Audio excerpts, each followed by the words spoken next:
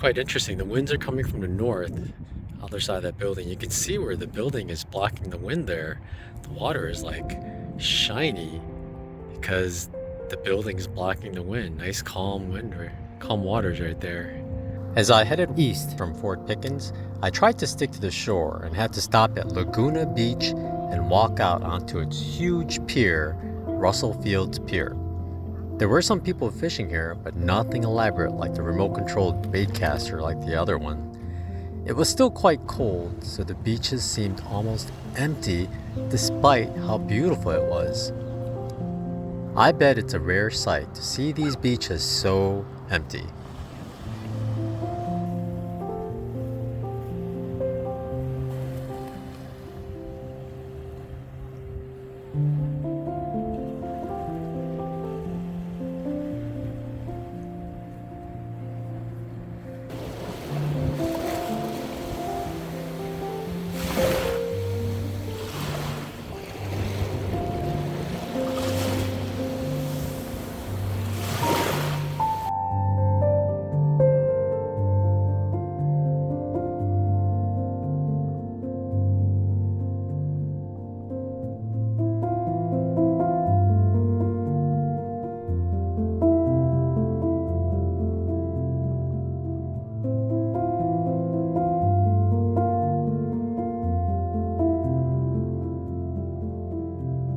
I spent the last couple nights here at Wolf Pond North. It's a free campground. It's ran by the Florida Parks, I guess, Northwest Florida Parks. You have to reserve it online, but it's free, and there's no like processing fee or anything like that. So it's pretty nice.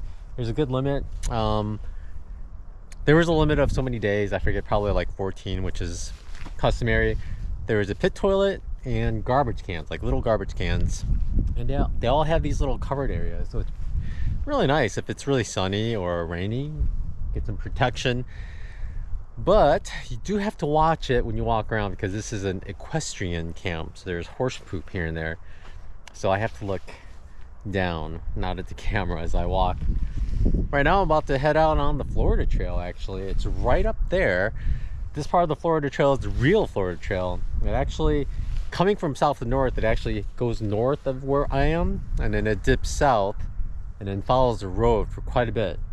So we're gonna just go up to where it hits the road and just head east, which is, we're heading northeast, but we're officially going southbound on the Florida Trail. Let's get going and not step in any horse poop on the way out of here.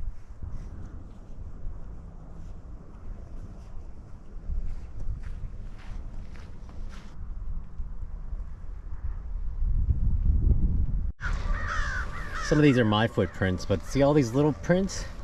Last night I heard a ton of coyotes hooting pretty close by, so I bet these are them. They're about the right size, not too big. Although, I don't see any claw marks. I do believe it's some kind of cat. Small cat has been walking around here. Here's some better marks. These have claw marks in the front. So maybe these are coyotes after all. Just on the front too, not on the lateral ones. Interesting. Right over there you can see the Florida Trail sign. This road is actually Florida Trail, but before that sign it's supposed to turn off into here. And then it heads up. I don't know, I guess it depends on the map you see, because you can still get to the Florida Trail further up and make a left. It's all random. Depends on which route you want to take.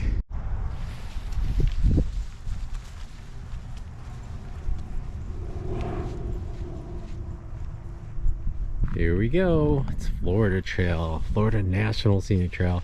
It heads up this way. It's supposed to hook to the left. In fact, I'll show you the map right here. That is the most pixelated map I've ever seen. Why did they even try to print it out? But it hooks to the west and then back. But notice how it goes this way. This is actually the southern route of the Florida Trail right here. I saw a picture back there that said they were trying to conserve the long needle pine trees or bring them back. I'm guessing these are the long needle pine trees, all right, considering the needles are like almost 10 inches long. Officially, that's the Florida Trail, but there is a dirt road that connects. We'll just take the Florida Trail though. It is marked by orange blazes, I learned just a couple days ago. Definitely not blue blazes, but orange blazes.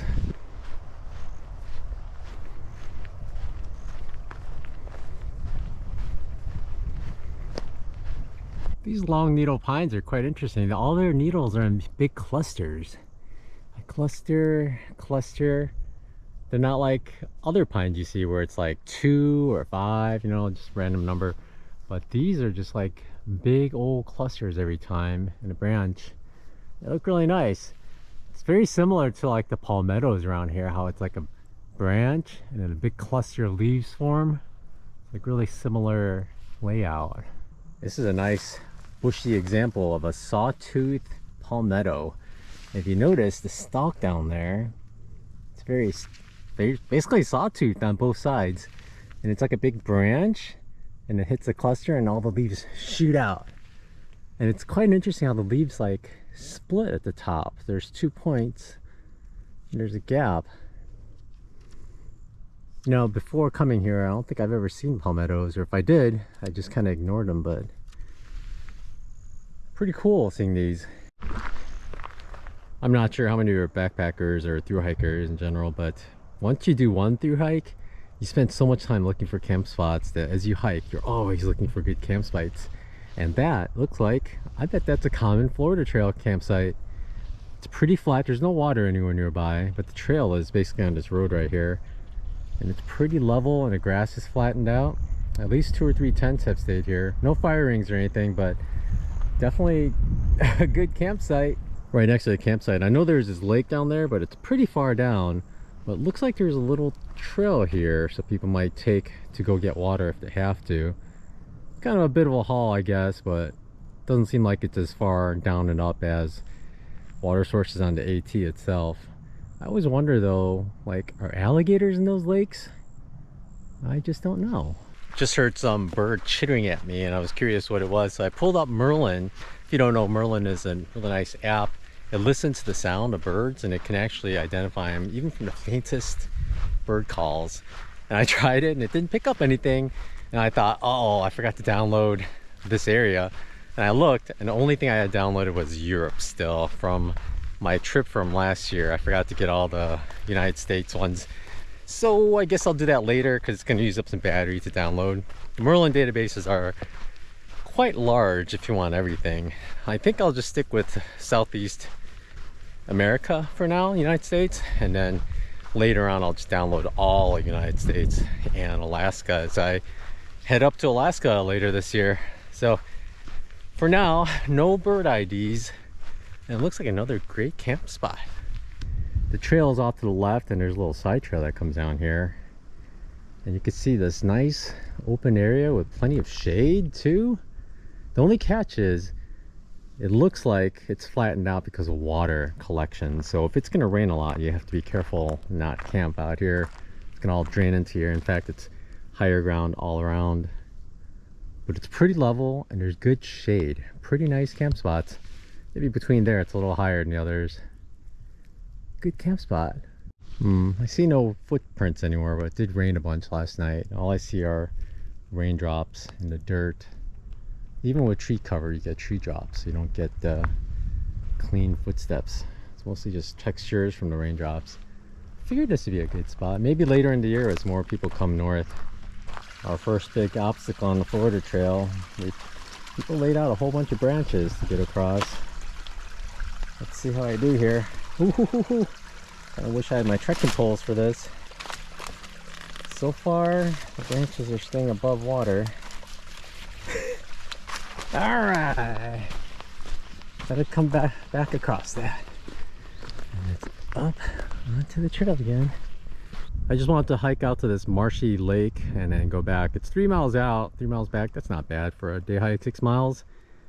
The days are short still, but I want to get down to the shore and look for animals. So far we've had the mildest switchbacks you can possibly imagine. There's like no elevation change.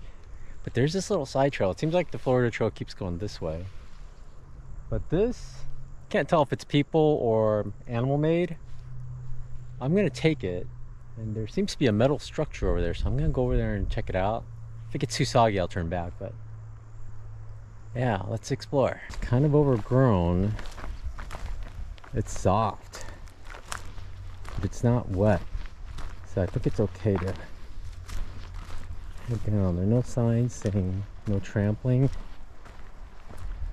I guess black bear do live around here, and opossums, raccoons.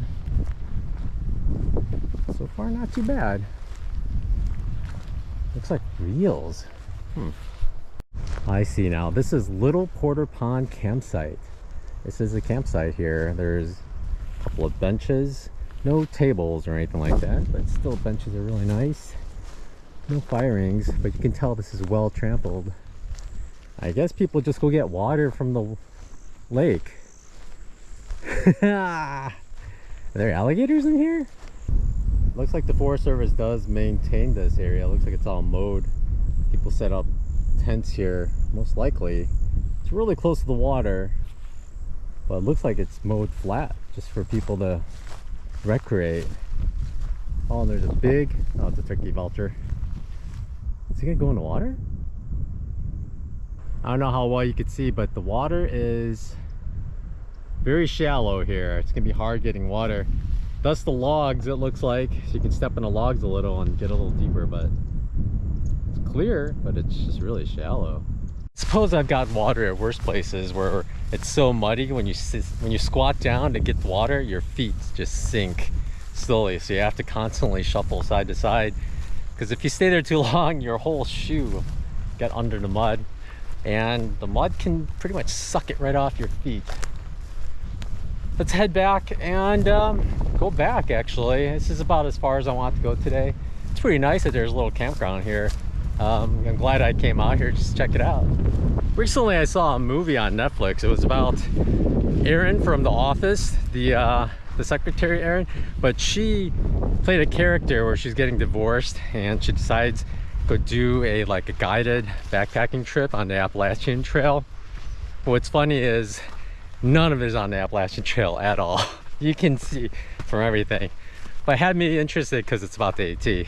I think one of the funniest parts was they were saying, oh, never step on any logs because supposedly they could be rotted and your feet can fall through and you break your ankle. I step on logs all the time, as long as they're not too tall. Coming off the lake, I'm a little out of breath here. But the only reason you don't step on logs in your backpack is it's a waste of energy to hoist yourself up. Just step over it, otherwise you basically do a climb for no reason. Just step over.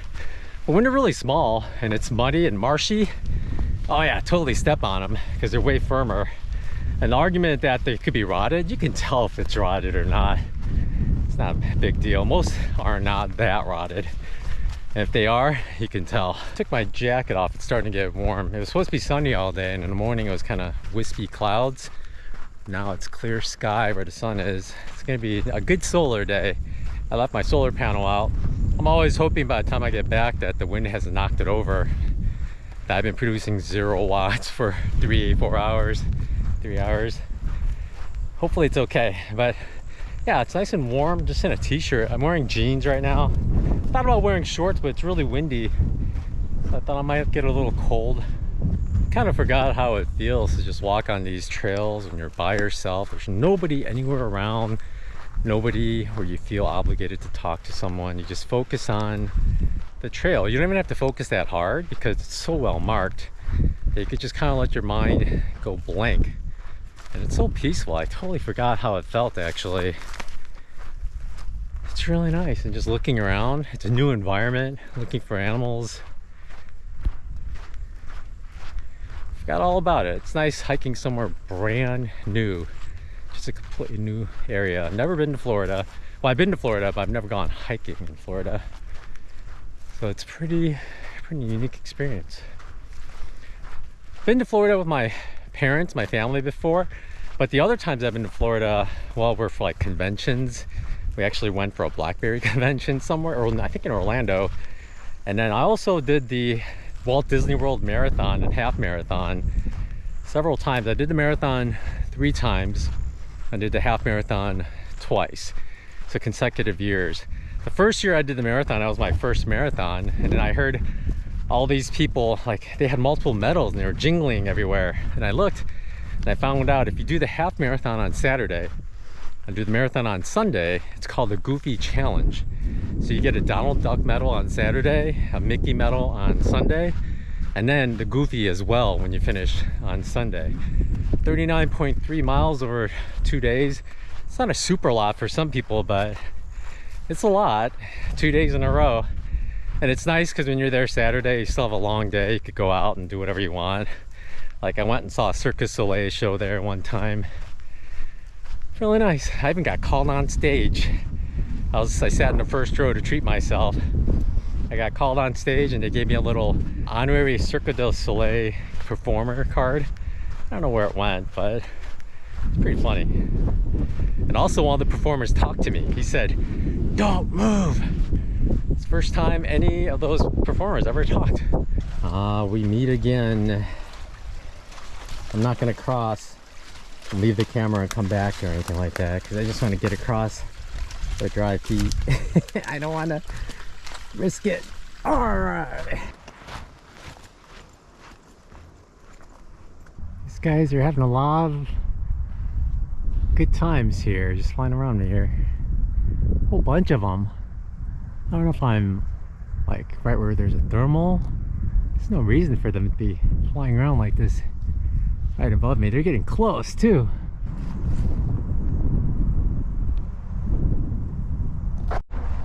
Back at camp in a moment of truth. The solar panel is down. I don't know how long it's been down, but that's a lot of watt hours missing. Let's pop that thing up. Somehow it fell backwards. At least 2 panels are showing. Still. Ugh. Let's adjust. Bummer. It looks like it generated about 330 watt hours while I was gone, so it seems like it was up for most of the time. That's pretty good.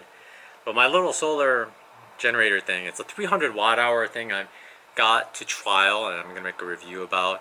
I brought it because it's a little additional power and it gives me some good pure sine wave AC power out of it.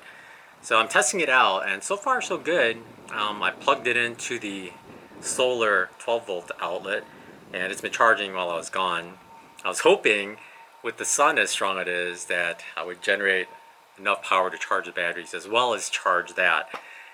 It was down to about 250 watt hours, so that's how much it took out. And then fortunately it's producing quite a bit. I hope it wasn't down for too long. It's always like you step away and you don't know what's going to happen. At least somebody stole it. That was going to be the worst case scenario, because if anybody walks by and thinks I'm not here, it's like a $250 solar panel and you could easily unplug, toss in the back of a truck and drive away easily, pretty quickly too. But solar is generating. We're gonna cook dinner tonight, but for now I think I'm gonna call it a day as far as the hike and everything. It's a really good day. It's the first time on the real Florida Trail, sorta, because along the Gulf Island National Lakeshore, that's kind of Florida Trail, but I don't know if that counts. But this is my first time seeing real orange blazes, and that was nice. Actually, nice change. And actually seeing a couple of real campsites is pretty different, so it's a good day. Got about 6 miles of hiking in. Not the most, but not the least. That's pretty good, and it's actually quite hot though with the sun. But I am going to drink some water right now, have lunch, and then I'm gonna think about cooking something tonight, and I'll record a video about my dinner. It's going to be a different way of cooking than many of you have probably seen. Not sure, but I don't know if I've shown you my thermal cooker that I've had for a while, so this will be a new one for you. But thanks for watching. Y'all take care. You have a good night. Bye.